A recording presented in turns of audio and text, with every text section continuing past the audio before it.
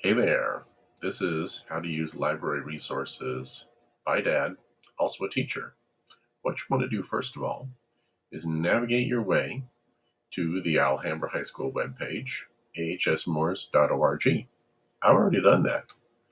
Now what you're going to do, you're going to just put your mouse on top of Student and Parents and come down to Library Resources while you watch the amazing pictures of Alhambra High School up here behind you. I'm going to click on Library Resources.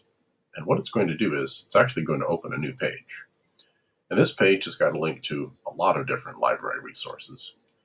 But I'm going to ask you to focus down here toward the bottom on these ones right here, ProQuest, grades 3 through 12. Notice there is a username and a password. You'll need both of those unless you are on campus.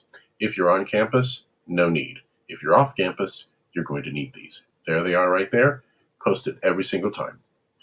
I'm going to suggest that you go through and you pick this one right here, ProQuest eLibrary. When I click on that, it's going to open up another tab for me, and I've already logged in, but yours may ask you for your username and password. And this is what I'm searching for. I'm interested in answering the questions, why do people collect sneakers? So I type that in there, sneaker collecting, and I'm going to press the magnifying glass button, and let's find out what we get. Remember, these ones are all excellent articles that have been curated for you. Let's see what's here first of all.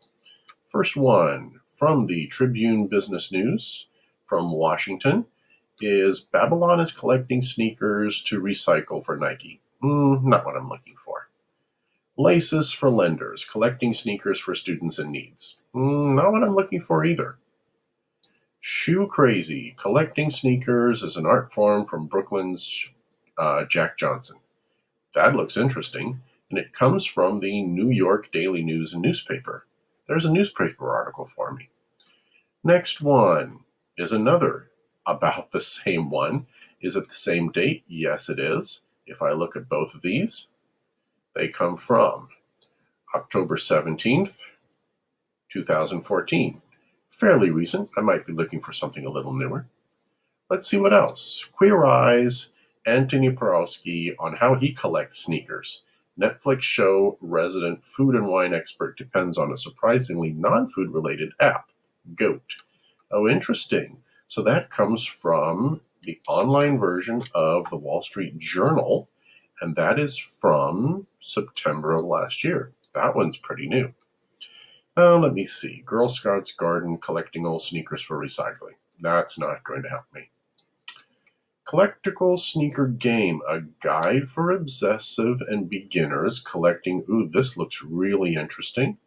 It also comes from the online version of the Wall Street Journal. And look, it's pretty recent. This is 3.5 years old. That's not bad.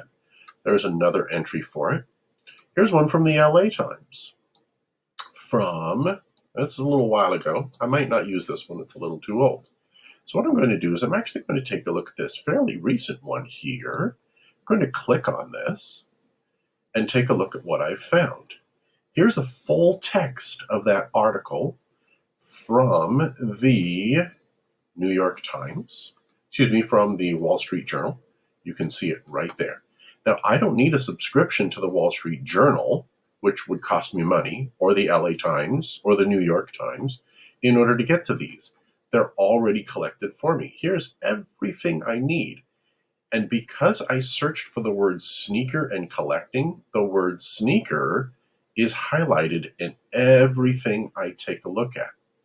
Not only that, some of you are thinking, what exactly do I do when I want to cite this source? Well, if you notice right up here in the top right-hand corner, there's a cite button.